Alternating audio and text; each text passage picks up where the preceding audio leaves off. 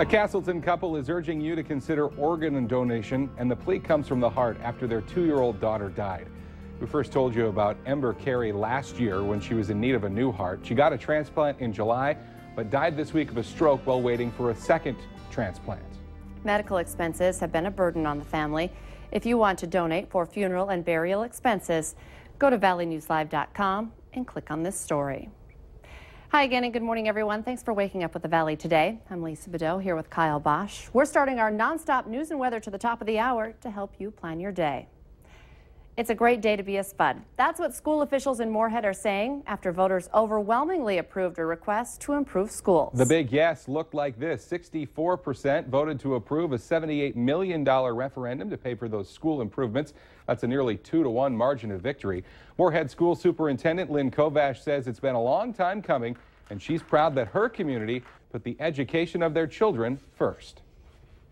It's a lot more work, and it's getting people on board with helping us as we design these new buildings, as we really work on the pieces of the new buildings, as we work on remodeling. We need staff and parents that are still going to be a part of what we need to do. So it's going to take more work, but it's an exciting type of work for our students and our families and our community.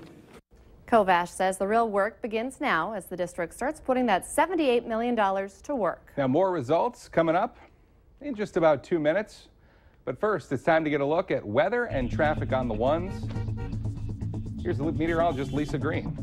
Good morning, you guys. We have fog this morning that's causing some issues across the entire valley, north and south. Looking outside the tower here at Fargo Moorhead, outside the station, we can't see a whole lot going on thanks to that thick fog that's developed in the last hour or so. We're going to have partly cloudy skies this morning where the fog isn't occurring in the southern valley, and then see some more clouds into the afternoon hours. Temperatures rising into a more mild range for us this afternoon, upper 50s to some low 60s in the southern valley, and again mostly cloudy for much of the day. We may get a little sunshine this morning though once we get that fog to dissipate. Dense fog advisory is in effect for Langdon, Cavalier County over toward Towner County until 9 a.m. but more areas than just that are seeing fog, bringing down our visibility to some dangerous levels on those roadways. We're looking at some spots, a lot of places actually, reporting a 1/4 mile of visibility. Fargo Moorhead up and down I-29. Grand Forks is also reporting a 1/4 mile visibility, and this is going to continue for a little bit here today. So as you're driving into work, into school, as the sun is rising, make sure you keep those headlights on so you're visible to others on the roadways. As we look at our radar and satellite composite, again, the fog out there has developed, more clouds, just a few, right along a boundary that's separating that warmer air from the cooler air. 39 degrees currently in Langdon, 39 in Grand Forks. Fergus Falls now at 50 degrees, so very mild into Lakes Country. That's where it will be warmest today. We're looking at some low 60s there. Fargo will try to make it to 60 degrees today. We'll see if we can get there. And then up in the northern valley, much cooler, some 40s for highs. So another cool day in the northern valley, a lot nicer in the south, with more clouds and a chance for an isolated shower or two this afternoon. Better bets for precipitation roll in late tonight and into the early part of the day tomorrow, just in time for your morning drive, actually.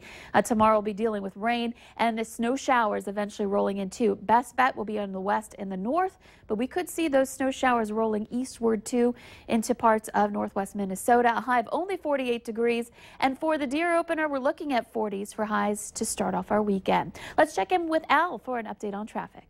Anybody out and about this morning, you definitely can understand the definition of spotty fog. My goodness.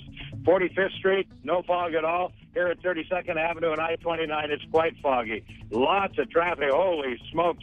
A very, very heavy traffic on northbound Interstate 29, westbound Interstate 94, very thick as well. We also have a stalled car, terrible spot. It's like a Cadillac Escalade on eastbound Interstate 94, right by the ramp onto southbound Interstate 29. Flashers are on, the tail's kind of sticking out a little bit.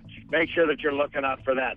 Keep those headlights on, folks. Drive extra carefully today. It's getting pretty busy around here. Willamette Valley today, traffic. Turning back to the results from yesterday's elections, as we mentioned, Moorhead school bond referendum did pass, but school officials in the Dilworth Linden Felton School District waking up disappointed with how their vote turned out.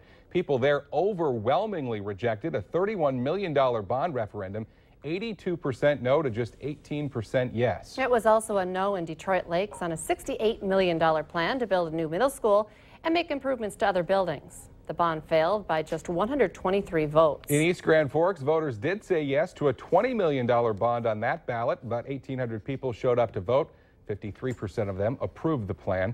For more results from school issues decided in Minnesota, there were about 100 on the ballot yesterday. You can head to our website, valleynewslive.com, and click on the hot button. It is one of the most popular destinations in our area, and you might be able to get there on one tank of gas there and back. More than 4 million people visit this place, and it's the first place that we sent our very own Christy Larson for her new segment, Where in the World is Christy? Yes, Christy's joining us live from the Forks in Winnipeg. Good morning, Christy.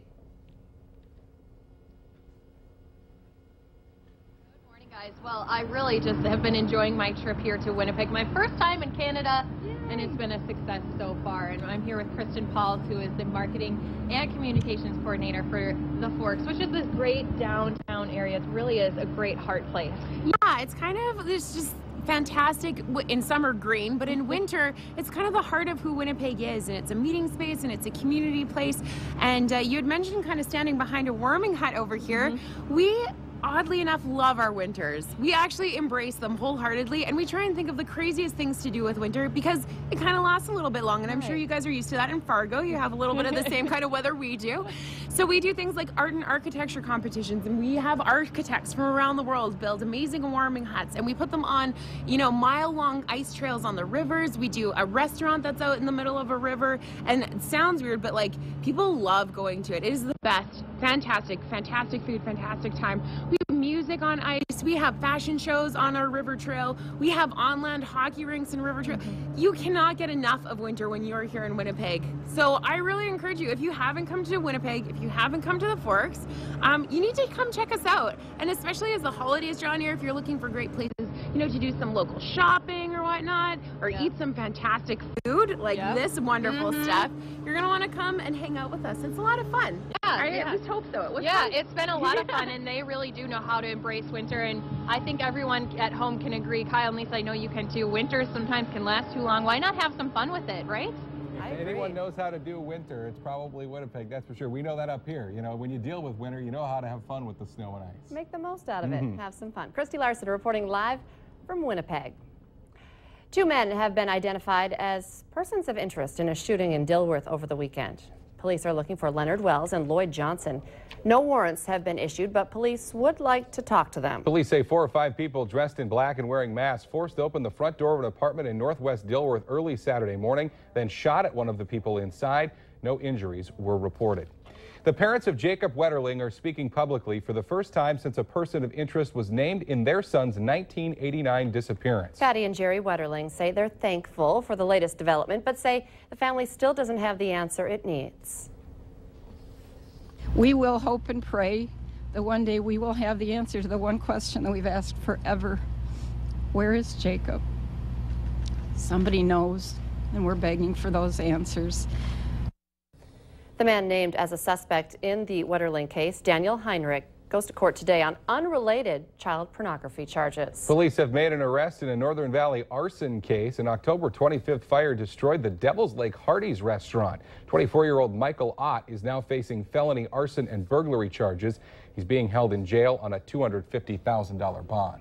In this morning's schemes and rip-offs, scammers are even preying upon people looking for jobs. A Fargo woman wants people to know about something that almost stung her. She found a job listing on a third-party job site and was supposedly hired after an online interview. But that's when the person asked her to pay for the equipment she would need. She decided to contact the company and found out the scammer didn't even really work there. The best advice, research companies first before you send in an online job application.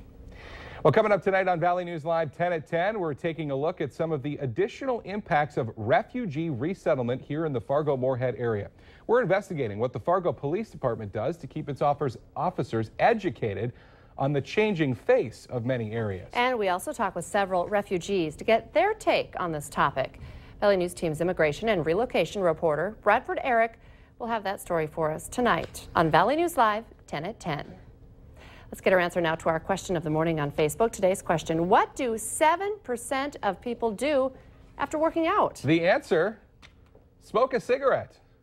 Doesn't seem like that really goes hand in hand, really, but I suppose that kind of 7%, I suppose that seems about right. You get your workout in and then you figure you've earned it, I guess. Something like that. Something like that. Well, today we've got that fog that's really going to be impacting us throughout the rest of the daytime hours, or at least the morning hours, I should say. That's going to be an issue for that commute into work and into school. Later, that will start to clear up, and we will have a pretty decent day. Temperatures in the 50s to near 60. And tomorrow, that's when the changes happen. We'll continue to keep you posted throughout the day on the forecast changes and what you can expect to see tomorrow morning as well. So enjoy today. Exactly. That's the story. Yeah. Thank you, Lisa. Thanks for waking up with the Valley today. Remember, we'll have more local news and weather for you right here in just 25 minutes. Have a wonderful Wednesday, everybody, and we will see you tomorrow morning starting at 4:30 a.m.